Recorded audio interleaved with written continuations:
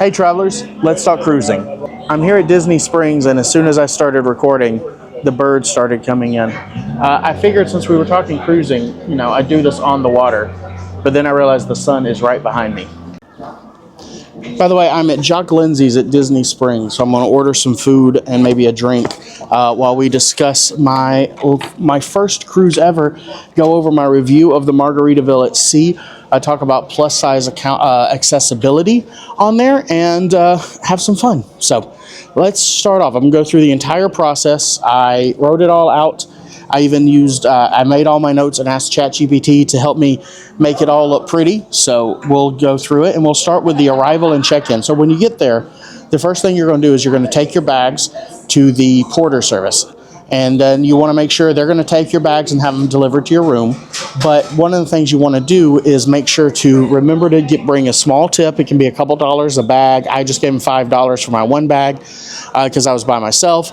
And so just try to remember that. A lot of people don't necessarily remember to bring cash. You'll then go through security. Security was super easy to do. They just scanned my carry-on bag. I did take a carry-on bag as well, just so in case I needed something, I wanted to make sure I had it.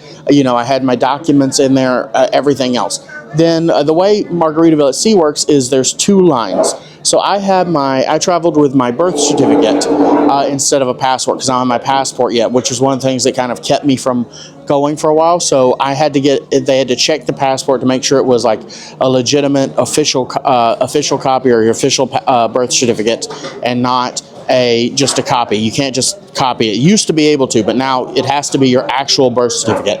And then you can go over to the other line to get checked in. The entire process took about 20 minutes total. When you start to board, there's going to be a bunch of different packages. These are good, decent values you want to look at. I did notice because of the cruise I was on, it was not completely full. A lot of these you could purchase later on as well, but some of them you only purchase once. Now, I'd only purchased one thing, and that was the a non-alcoholic drink package. I think it was like $25. It's actually a little bit cheaper if I'd have purchased it online beforehand. I think I paid like an extra $1 purchasing it at this place instead. But again, it was a very cheap package, so I assume it's like a 5 to 10% increase or decrease if you purchase it beforehand. The other thing you may want to purchase, especially on the Margaritaville at sea, are the drink packages, and they don't do like a drink as much as you want per day or drink this many per day. They actually give you a wristband and you purchase 10 at a time, and that was $100 plus tax, which was $116 total. So you can purchase that, and which I think is great because a lot of people, like 10 drinks are perfect for what you're trying to do. Usually on most cruises, every adult in a cabin has to purchase a drink package. That's not how Margaritaville at Sea works. You can purchase just one, and it's up to 10 drinks, and not everybody has to purchase it. Now, this does not really work if you're just getting sodas or just beer. You want to make sure this is for like the margaritas, the alcoholic packages. That's where you want to use this. You don't want to use this on something that's costs less than $10 because you're paying at least $10 a piece. So your margaritas are going to run from about $13 to $15. That's going to make a lot more sense for you buying the drink package. Now, I did see a lot of people not use all of theirs. You can use it again if you come on the same ship. So if you go on Paradise again, you can use it. But otherwise, make sure you use it. And you can share it. I actually, the last day, I sat at the bar at the end of the day while de-embarkation because it was kind of slowed down. And 3 people came up, and they all had like little extra ones, and I'm like, you know what, I'll be a mooch, I'll take it. So I ended up with trying all 3 margaritas just by sitting there because they had not used theirs. And I did see a lot of people purchase cheaper drinks with it, and I was like, that's not the wisest decision on how to use that. So if you want a lot of margaritas, that's how you use it. Otherwise, purchase them individually.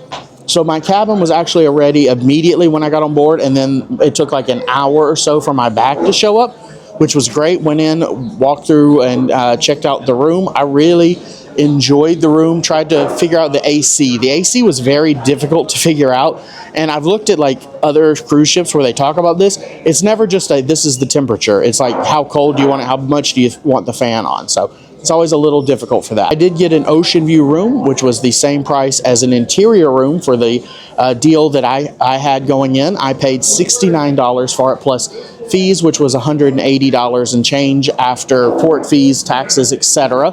And then there were a couple of charges that are on the ship that you need to know about.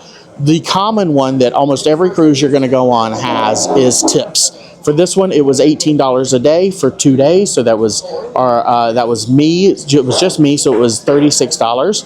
And then they have one thing they do that I really dislike is the fuel surcharge, which is $15 a day, and that was another $30 since I was by myself. But again, all of these are per person, so that's an extra $66 you need to count on top of your port fees and your costs.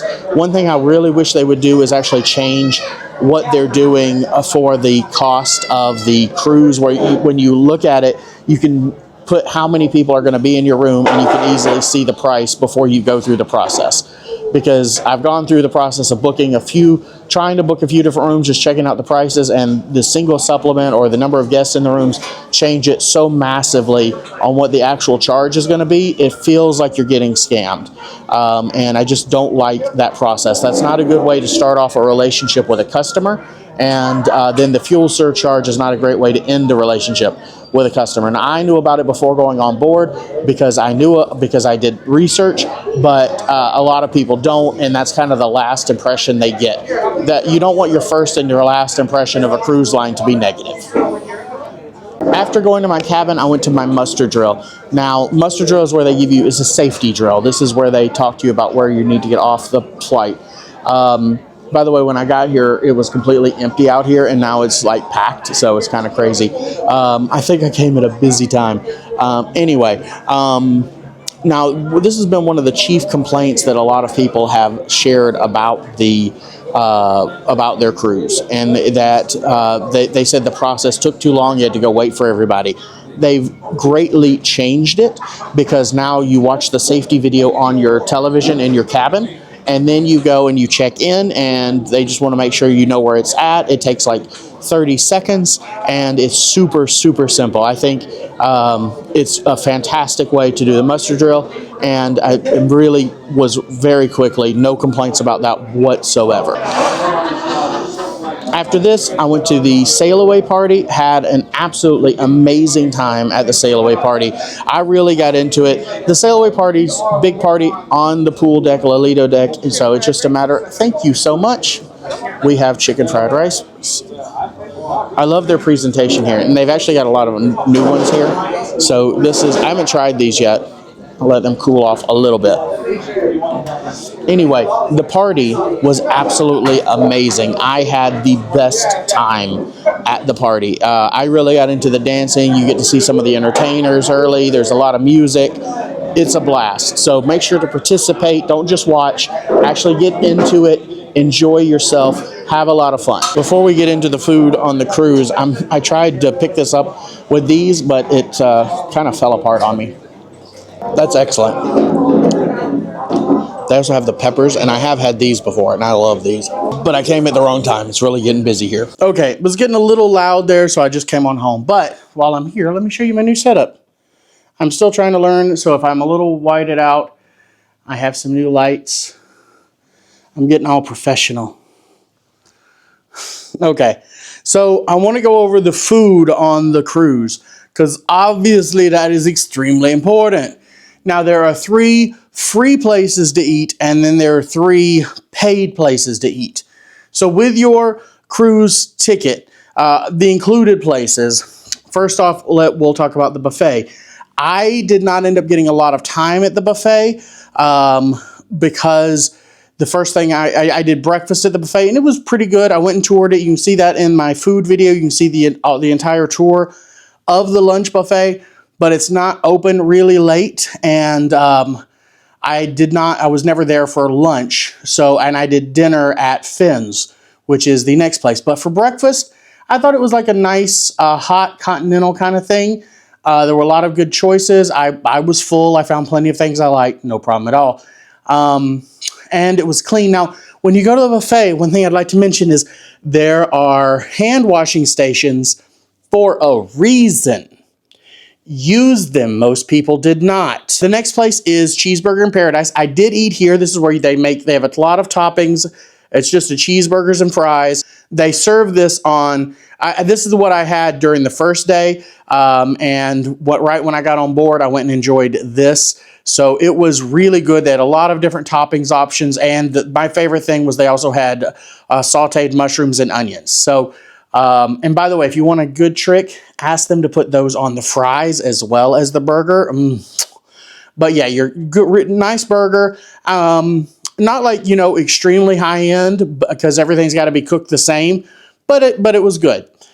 And then Finn's Dining. Now, this is another place that people have complained a lot in a lot of videos because it takes a lot of time. Now, the food, I thought the food was pretty good. There was a couple things I was like, not for me, but everything tasted fine. What I didn't like was how long it took. It was about 40 minutes. They don't come around a lot.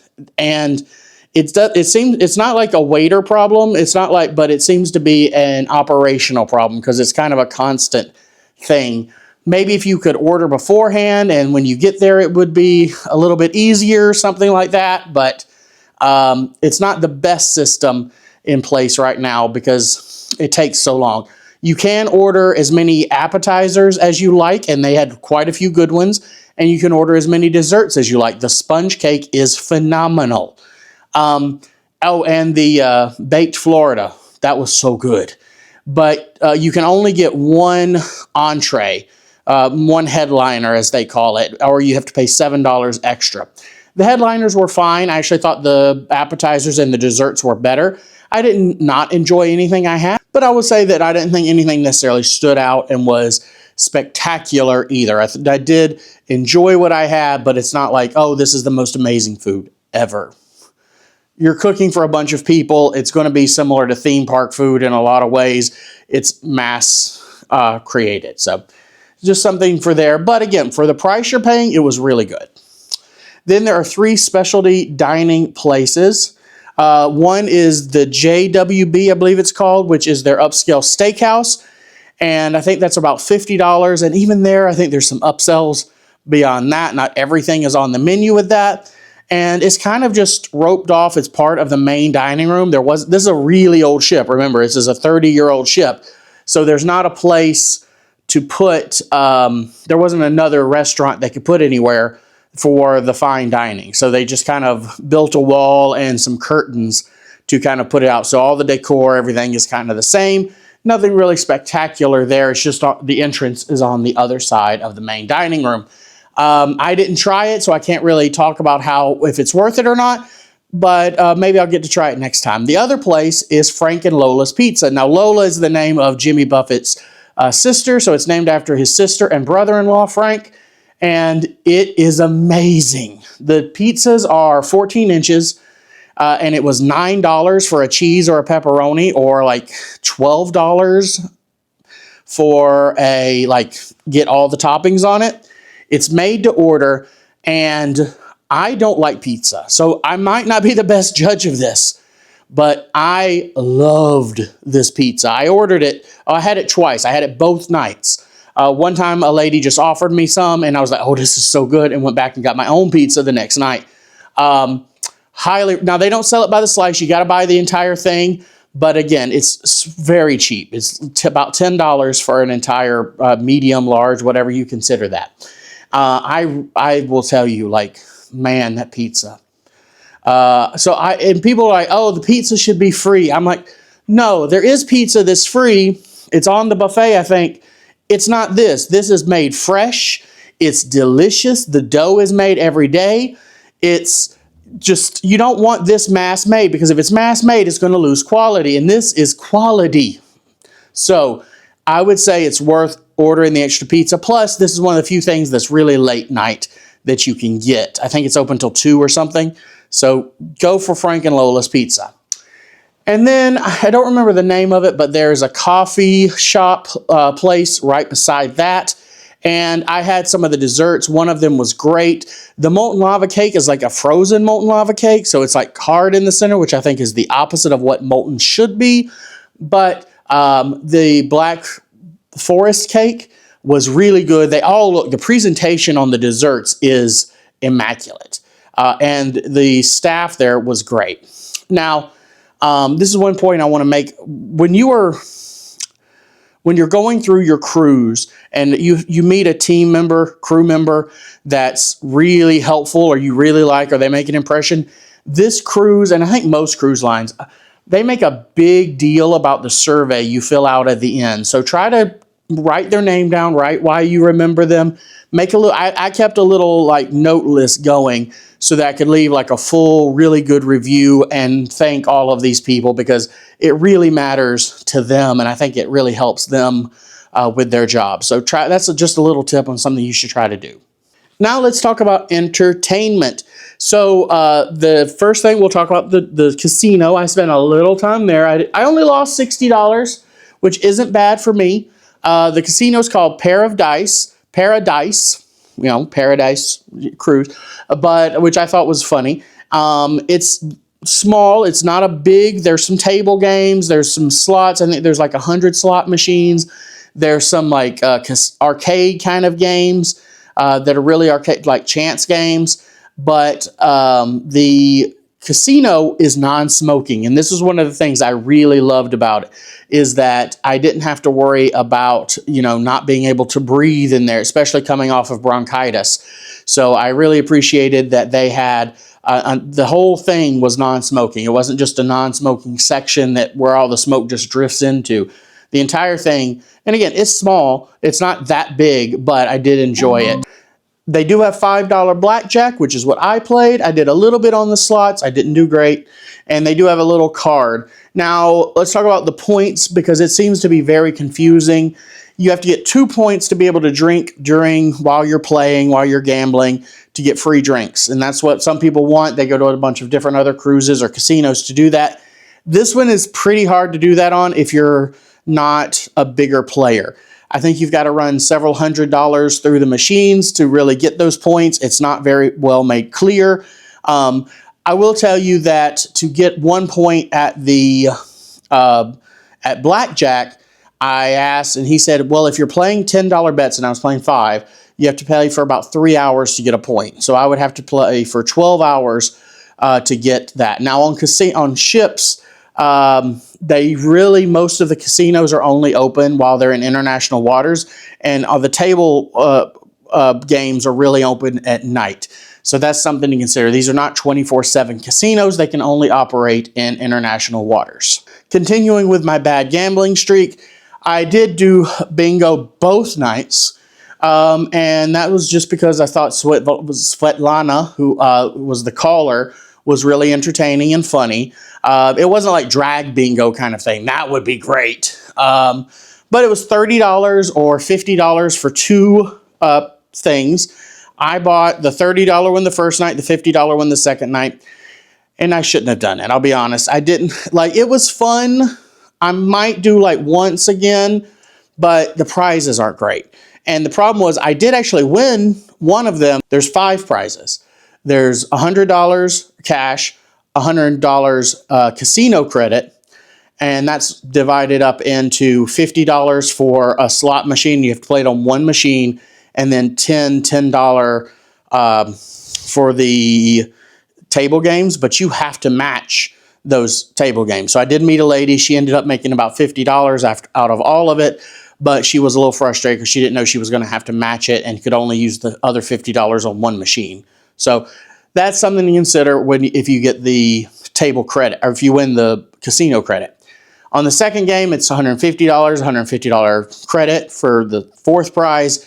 And then on the 5th game, it's a free cruise. So those are your prizes for that. Now, none of them are that really like your 10-time multiplier. Most of them are about 3 to 4 times multiplier your buy-in.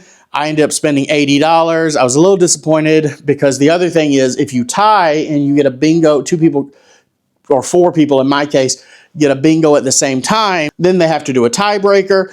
And if you don't win the tiebreaker, you don't win the second or any prize or anything, you just get nothing. If it's the cash prize, they do allow you to consider splitting it, which again, the first time they had it, it was like 3 people won it. So they would have gotten their money back for bingo. So again, not great. I wish they'd at least do something like if you don't win the tiebreaker, you get a free margarita or $10 or your money back or something, right? that's my thoughts on bingo. I don't think it was a great bet, but I like Svetlana a lot. Also at night, there's an adults-only nightclub, 18 and up. I am not a nightclub kind of person, and I was there by myself. I walked through it. I didn't really participate or do anything, but it looked like people were having fun. It's on deck 14, which is the highest point. It's kind of a circular spaceship kind of thing. So I thought it was a cool design for it, but it wasn't really my cup of tea. That's not what I do. The other thing they have is karaoke. I wanted to participate in that. I was a little late, so I never got to do karaoke, and I couldn't really sing well right then either. And then they have trivia. Now, they have, especially your day when they're in port, starting about 2 to 6, they have a lot of trivia in a row where you can win that. Some fun games for the people that chose not to do an excursion or you got back early or something. And I did an excursion, but I got back early enough and went to do holiday movie trivia. And even though I was by myself, I got 18 out of 20, and I am the king of holiday trivia. Now, the prizes, again, not great. Your whole party gets a margarita, but since I'm by myself, they got lucky. That was just one margarita. One margarita.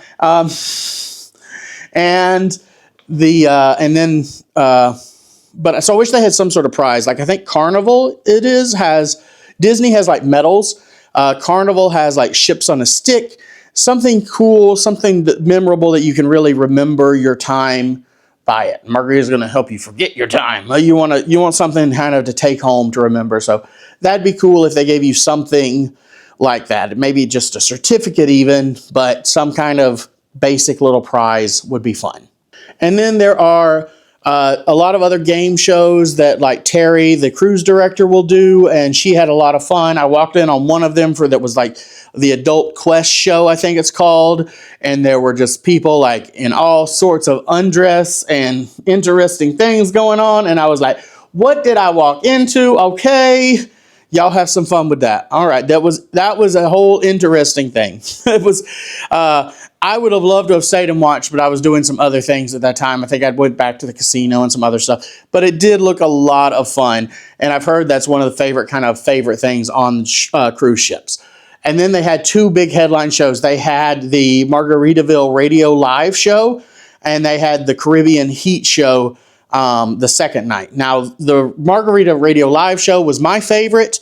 Apparently I was really into it the first night. I wasn't even drinking. I did not have a drink, but I had my camera up. I was like waving everybody. And then cause I know this because the next day, 4 people came up to me and said something about you look like you were having a great time last night. How many drinks did you have? Like stuff like that. And I was like, I didn't even drink. I was just jamming. I was having fun. It was a blast. I really enjoyed the first night's show. The music was great. All the dancing, the costume changes were a lot of fun. The second night was still really fun. Not as good. I feel like one of the girls was sick. She was a little pitchy, just to be honest. And she was also the one that kind of sang over the other girl. And so it kind of was like, ooh, she did like, there were some really good songs that really hit where she was at, like when she did Rihanna and some other stuff. But she was a little off. And both nights I felt like the volume mix was a little off on the sounds. Like he could have used a little bit of work for that. Now, the average person's not going to notice that, or at least not know how to describe that. But that's kind of what I was getting a sense of with that. The only other entertainment thing I want to talk about is their game room / library, and it sucks. I'm sorry, it's awful. Y'all get some better games. And I went to the teen room. I saw it was closed. It was open, but nobody was in there. And I looked around. They had a lot of really cool high-tech video games, really good screens, and a lot of board games. And so it was kind of disappointing. They didn't have anything really in the game room. They had Jenga and a couple other things. Now, I think part of what it is probably people steal it or they lose pieces or something. I think having where you have somewhere people had to check it out and return it might work, something like that. But I was really disappointed in the game room because I love board games and I would have loved to have found people to play a board game at sea with. Oh, that'd be a fun event. Maybe if we do a group cruise, we'll do a board game at sea event while we're there. By the way, that reminds me, I'm a travel agent now. If you did not know this, I'm now a travel agent. I am helping people book their cruises, book their trips to Legoland, to Universal, to Sandals, all those different places. So if you want to talk to me about that, make sure to check to get in touch. And I actually I did a lot of research, if you couldn't tell, on this ship and a lot of other cruises, specifically for plus size people. So if you want to check out, if you're a plus size person, you kind of want to go on a cruise, but you're a little scared, go check out cruises.fattestedtravel.com, cruises.fattestedtravel.com, or it's below, and you'll be able to find out all about, read up on, it's 77 pages, guys. It was so much work. So please go check that out. I paid to have it formatted so it looks decent, but I think you'll enjoy it. Hopefully you'll find a lot of information that helps you out. And if you are interested in booking something, go ahead and contact me. But let's get on back to our review. Let's talk about a couple of the facilities. The spa and fitness center. The fitness center was really well done, up to date, and it looks over the water. I thought that was really nice. That would have been, I even walked through and I went, oh, I should come exercise. And I was like, ooh, who is that? Me on a cruise? Oh, no, they didn't have I don't think they had free weights and stuff like that. But I did really like the spa and the fitness center. I didn't get anything done this time. And no, I didn't end up going back to exercise. But it did look like some high dollar, well-run equipment. So I thought that was nice. I am not one to really ask about that because I didn't use it. Then the other thing I've heard a lot of people talk about is the condition of the pickleball court. Now, they recently redid the pickleball court, so it is completely brand new. It's got this mesh thing, and I actually was told they are redoing it again because the mesh didn't really work out because it's a little too soft. But I appreciate that they've clearly seen all those reviews about the pickleball court, and they're trying to get it fixed. So they did redo the entire surface. I don't think it worked out as well as they wanted to, so they're actually going to redo it again.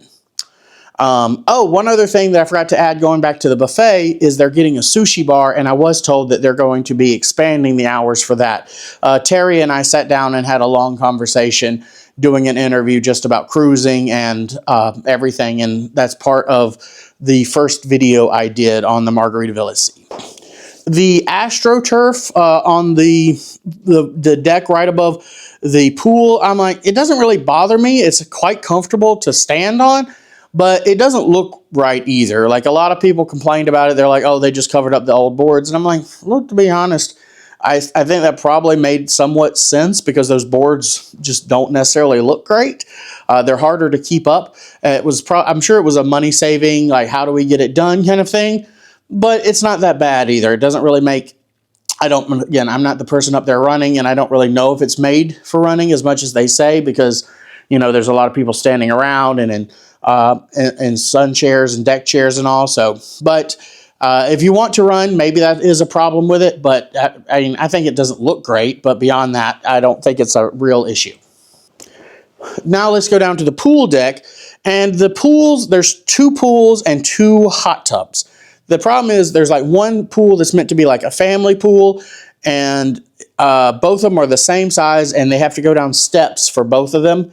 And they're kind of down below, so and then there's deck chairs on each level above. So I feel like if you're in the pool, you're kind of the center of attention. I'm sure nobody's really looking at you or paying attention, but you're kind of the center of attention there. And it's kind of weird with that setup. You can't really see out of it, or you just see other people in deck chairs around you if you get in the pool. Now, I never did. Just time didn't exist. You're on there for such a short time. And then there's an adult pool that's the same exact way. If you're a plus-size person, there's no steps in, so there's just the you have to jump in or take the ladder, and then you have to take a ladder out.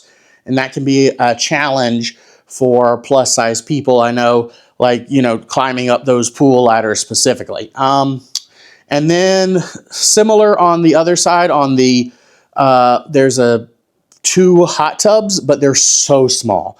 They both are made for 4 people each trying, and I did see more people in them, and they're supposed to be adult only, I think, but a lot of people talk about having their kids in there or had their kids in there. It's not well, there's nobody there really gauging it, so that was disappointing.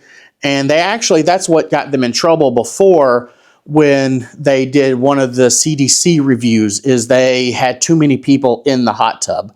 So it's really something they should be watching for, because the filtration system is not up to date for more than 4 people to be in those hot tubs at the same time. Now, if you're worried about cleanliness, I will say their cleanliness record on their last inspection was 92, and that is high above some that that Carnival and others get. And so they do keep a pretty clean ship. And then the new Islander actually has a 98, which is better than some of the Disney ships even. So there's a lot of excursions you can do if you want to do them. You can pay for swimming with the pigs or other things. I didn't do any of these. I wasn't even going to, I thought I'd just be filming so much, I'd just like stay on the boat, on the ship. And I ended up deciding, you know what, let's go on a little adventure. So I didn't buy any official excursions, and those are the safest. They're the most expensive, but they are the safest. If you're on an official excursion, the ship's not going to leave without you, so you don't have to worry about that. But it is something to think about. So I ended up taking, if you go out, there's like the van taxis, and there's a lot of people, they'll load you up into these vans, and I got to sit in the front seat both times, thankfully, and I really liked both of our drivers. And then you pay $14. It's $7 there, $7 back, but you pay one person $14. That covers your trip back. They kind of all share that at the with how that works. And then they'll take you to Taino Beach, which there they took you to Pirates Cove, and it was $16 to get in. So that was about $30 total, maybe a little bit more after some tax and tip, to get into Taino Beach. And there they have all kinds of stuff. You get free Wi-Fi while you're there, which I thought was really cool because I didn't buy it on the ship. And then you get, there's a bar there. There's a place to buy food. There's like a bar entertainer. You can go out on the kayaks. You can do the water slide, which is just a big inflatable slide. I actually got a massage on the beach and then tried some conch.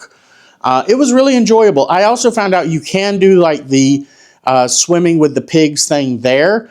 And it's probably, I think it was a lot cheaper, and you'll get like photos and everything included, but it was a lot cheaper if you do it there than through an official excursion. And then you just I got a ride back. It was great. I had a phenomenal time. I do a whole video on that trip, on that excursion as well. I thought that was nice. It was pretty inexpensive compared to the official ones, but there's risks and everything else when you do that. So just consider what you're doing with that. I want to get into my overall thoughts and reviews of the ship. I like the fact that I think this was such a great first cruise for me and for other people. I think I did meet one guy. He'd been on 60 cruises, and he said this was his 3rd time on that ship.